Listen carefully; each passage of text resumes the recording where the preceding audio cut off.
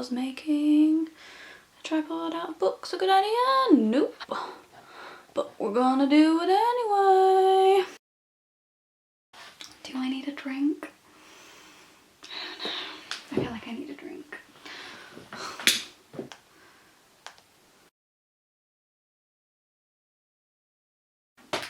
Hello, welcome. My name is Katie, I work for the East Riding College and I have been asked by my amazing boss Shelley, for some reason, to make some videos that will hopefully help out some of you during this time when you're trapped inside with your children. Today we are going to be chatting about some resources that you can use to teach your kids. Am I an expert? No. Am I a teacher? Technically yes. I've got some different resources for you. They are going to be split into two different categories. That's two different categories. We're going to have books and we're going to have online resources, because some of you will prefer physical things, some of you will prefer online things, some will merge over into two. It happens. Don't worry, if you are at home and your child is refusing to learn, is talking about something that you've never heard of before, is going on about what they used to do at school, is saying things that make it seem like it's the holidays, it's fine. No teacher will expect you, as a parent or carer or adult or sibling or whatever situation it is, to structure their day in the same way that it is at school. If there are 30 kids in front of you, there's a lot that goes into a lesson. You've got to plan for different ability groups, you've got to differentiate for how people learn.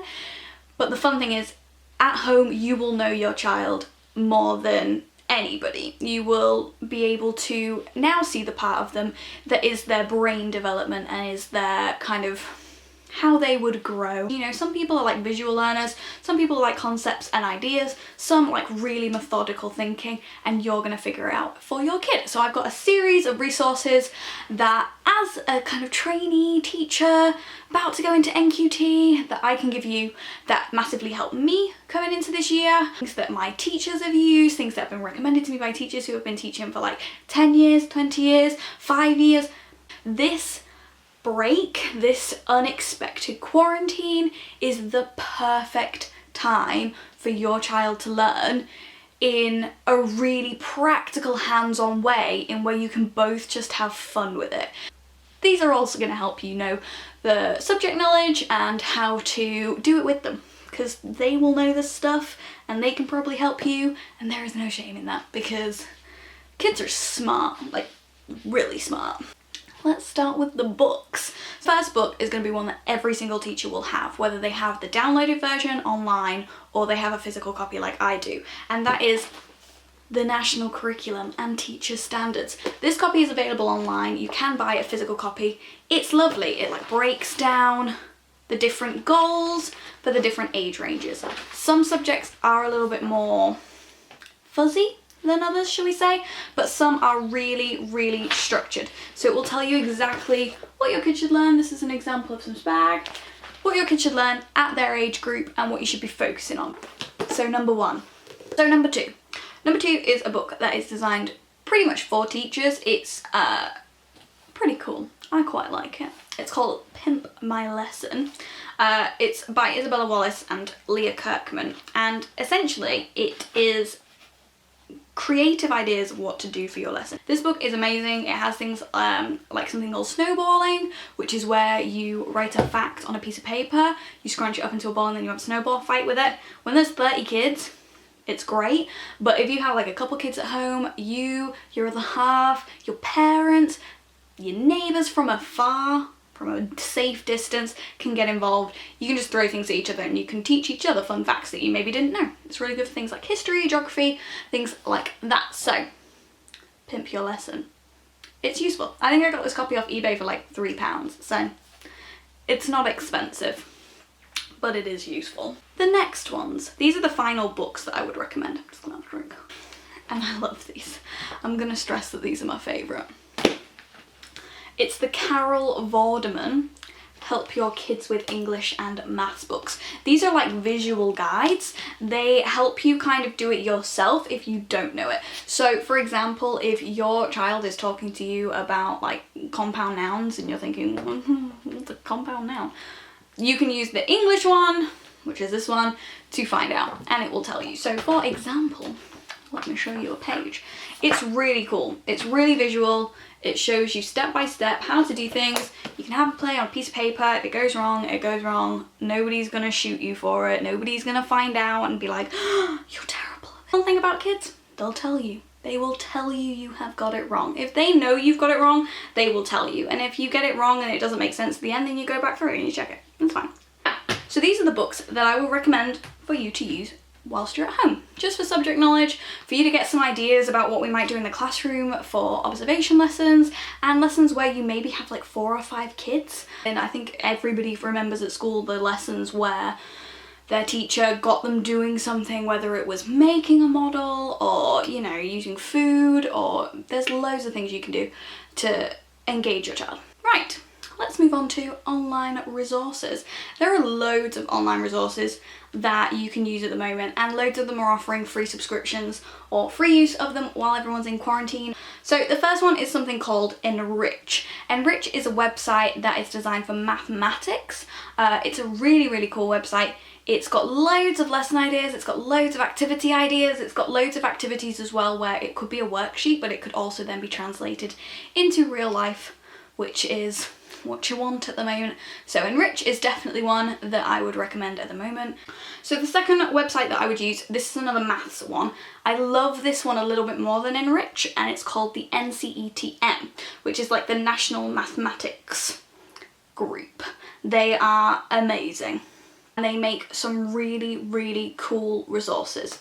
Again, things that can be changed into physical activities, experimental activities, sheets for your kids to do, to have a go. They're amazing. I love them. The next one is one that you all will have probably heard of, and that is Twinkle. Twinkle is a subscription service. Schools' attitudes towards Twinkle seem to vary. I've been in schools where they've used Twinkle's planning like solely for a subject. I've been in schools where the head teacher has made the decision to really limit how much Twinkle you can use. But Twinkle is amazing. Twinkle has loads of resources. It has loads of like practical cards, it's got phonics cards, it's got like maths joining cards, jigsaw puzzles. I've had a time jigsaw puzzle that I've made before and had kids do. It's got challenge cards in there that you can like give your kid a whiteboard or something, or a piece of paper, see how they do. That'd be a really good way of finding out what they already know. Give them a challenge card, get them to give it a go and see where they come with it. The next one is really similar to Twinkle. It is called Sparklebox. It is a wonderful site. It's got loads, I think it's got like hundreds of resources that are currently going for free online for parents who are teaching their kids at home. Sparklebox is quite similar to Twinkle, it's just not got the same following. Really love Sparklebox. There's loads of stuff on there for you to use with your kids and keep them entertained. The next one is called mathsisfun.com, and I know that a lot of people don't like maths. It's a bit of a should we say a bit of a taboo subject. Not a lot of people think that they are good at maths, so then it becomes that they don't want to do maths, which means that they say that they are bad at maths. But in truth, it's just that because they didn't like maths, because they thought they couldn't do it, they end up like rejecting it. Please, please, please, please, please. If you give your children anything in this world, please never tell your children that you hate maths, because what they will then do is they will think that that is normal, and they will then absorb that into themselves, which means that by the time they get to SATs and then into GCSE, they won't want to do it. They just won't think it's important because they just think it's cool for everybody to not like maths. It's pretty common. We need to change that. It needs to be that maths, oh, it's difficult sometimes, but we can get through. Maths is Fun is a website that can also help you alongside Carol Vorderman, who I mentioned earlier, and it will essentially have loads of links to kind of tutorials and work things that you can do, ideas to do with your kids. Obviously it will be based in the classroom setting, but you can just transfer it to your house. Just do it in your garden, do it on your dining room table, do it in your kitchen. There's loads of things you can do at home using these websites to engage your children in maths, which is really important because maths is... So another one that links into maths, a lot of these websites are to do with maths. I don't know why I don't have as many English ones. I'm gonna work on that. It's called Maths Through Stories. Essentially, it's a website with loads of recommendations in it that just tell you books that you can read to your children that are to do with these. So like, for example, there is the Circumference series, which is a really like good series of books. Obviously you've got Circumference and his Round Table. It's very clever. And there's loads of like really bad math puns in it, and it's just really fun. But what you can do is, if you say use the national curriculum to find out that your kid needs to learn about fractions and you know what level they are at, then you can look for a book about fractions. So the next one that I'm going to mention is to do with reading, and reading for your children is so important. Reading is like the basis for everything in life. It will help them communicate, it will help them with vocab, it will help them with understanding, it will help them with context, it will help them with emotion. It helps them with so much in their lives, and it's very important that they see you reading, that you read to them. But this next website is called Love Reading for Kids. So if you are quarantined, you are stuck inside, and you don't own a lot of books, that's fine. Love Reading for Kids is like an online kind of EPUB downloadable resource centre. It has loads of children's books, all kind of determined by age, by genre, by look, by interest, by everything. And they are books that you can maybe download like the first chapter, maybe you could read the first chapter together, give it a go. If you don't like it, you can go nah. If you do like it, you can say, we're gonna add that to the to buy pile maybe. We'll get that for Christmas, or we'll get it for your birthday. And it will just pique your child's interest. And you can download them, and you can print them, and you can use them. You know, if you want your child to write something, you could download something about a hero and have them write their own version. You could have them draw a picture of the character to try and explore their conceptual understanding, how they are visualizing the character. There's so many things you can do. Love Reading for Kids is one of my favorite sites, and I will continue to use it forever. When I have my own class, hire me. I am going to definitely be using this because it's going to be amazing, especially if your child has ERIC lessons, which is like evidence and explaining and retrieving information and inferring information from text. They will probably have used this site without knowing it. So Love Reading for Kids, bookmark it, it's important. If you have a child who is either foundation/reception age, Year 1 or Year 2, this next one is for you. If your child is currently completing phonics, then Phonics Play is a great one. Phonics Play is amazing. It's an online resource that's used by teachers. If you are not aware of phonics, you're still kind of getting to grips with it, this is a really fun thing that you can do together. You just need a computer or an iPad, and it means that they can just play a game. They are learning without realising they are learning. If they are refusing to do worksheets or standard stuff, this is perfect because you go, let's play a game. They are intrigued. Lo and behold, they have played a game, but they have also memorised their phonics sounds. So the next one is a pretty obvious one. It is BBC Bite Size. Now, I know that when I was in school, which isn't that long ago, I used BBC Bite Size with my GCSEs, which was like 8 years ago, and I used it for revision there. But what they've done is they've really built up their Key Stage 1 and Key Stage 2 revision materials and their interactive materials. You've got things like super movers, you've got loads of multiplication games.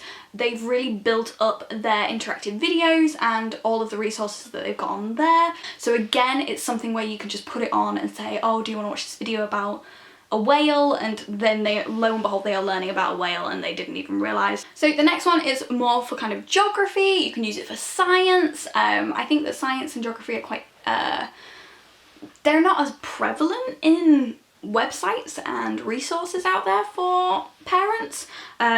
So this one is the National Geographic website for kids. There's loads of videos on there, there's loads of resources, there's lesson plans on there, there's experiments on there, which again, you can just transfer into your own home.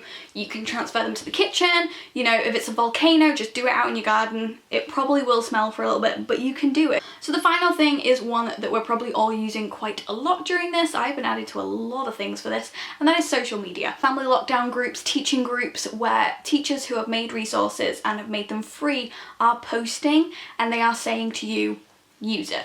here's my website, here's my resource, use it for free. And it's amazing that you're going to get the chance to use them. As well, on social media at the moment, loads of zoos are doing like live walkarounds and doing live feeds of the animals where they're feeding them and they're going up really close to them and they're like poking them, I don't know. But they're really cool. I think like Edinburgh Zoo's doing it, Chester Zoo's doing it, Yorkshire Wildlife Park is doing it if you live in East Yorkshire or the area, then that's like pretty close to home. You've probably been there. And if not, go, it's a great day out. But this will mean that your children can just sit and watch the animals for a bit and they can learn what different animals look like, because we don't have meerkats in this country, and if they haven't been to a zoo, this could be the first time they get to see one, and that's really awesome and really cool. I'm gonna like put a disclaimer in here, and this is not shade at anything, because I think that some amazing things are happening. A lot of celebrities are doing sessions at the moment. I think David Williams is doing an English session, Carol Vorderman is doing a math session. There's loads of people who are doing like music lessons, things like that online. These are good. They will not teach your kid everything though. The problem with them is that they are very structured, in that if your child is not understanding, it's not got the same touch as a teacher who will be like, stop, wait, let's take a step back. And if your child is not getting it, they will switch off. Their eyesight's just gonna go like this. They're not gonna pay attention to it. The same with a lot of the reading videos that are going about. They're really cute and it's so nice that everybody's like trying, but your child probably will not obtain the same knowledge from them as they would having a conversation with you, doing things with you, just experimenting. So they are great. Maybe watch them yourself with them, but I wouldn't solely rely on them, because they will not do the same job that you will or teachers would. They're not personalised and they're not catered towards every need of every child. These have been my top recommendations for parents to use during kind of lockdown or isolation or quarantine or whatever you want to call it. Just remember that your child's brain is amazing and they will absorb the information no matter how much you teach it. You want to bake a cake with your kids, you're teaching them measurement. Like, don't think that them doing everyday activities, learning from you and just seeing the world and doing fun things is going to hinder their education, because it's not. It's absolutely not. Am I an expert on the matter? No. This is just from my experience, from my dealings with children of multiple ages and what I've seen teachers do, and you know, at the end of the day, they're your kids, you know them better than anybody, and you can use whatever you want. But these are just some of the resources that I would recommend using to try and engage with your children. But yeah, thank you for watching, and if you've got anything that you've used, let us know. If there is anything that you think I have missed or anything you want a little bit more detail on, just let me know and I'm happy to answer it. So thank you for watching. I will be back with another video shortly on helping you to try and teach your kids during this mad time. Bye.